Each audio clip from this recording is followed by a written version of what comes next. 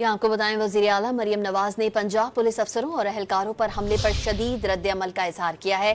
मरियम नवाज का कहना है एसपी डीएसपी समेत 20 से ज़ायद अहलकारों का हम जख्मी होना अफसोसनाक है। मजीद जानते हैं डॉन न्यूज के नुमाइंदे अदनान शेख से। अदनान, बताइएगा वज़ीर आला पंजाब ने मजीद क्या कहा? जी बिल्कुल, वज़ीर आला पंजाब ने इस वाक़े की अफसोस जो है इस वाक़े पर अफसोस का इजहार किया है और उनका ये कहना था कि मुजाहिरीन के पास शॉट मशीन गन, आंसू गैस, चाकू, मास्क वगैरह भी दिखे गए हैं, जबकि मुजाहिरीन की जानिब से पंजाब पुलिस हमलों में ऐसा असला इस्तेमाल हुआ है जो सिर्फ पुलिस के पास होता है।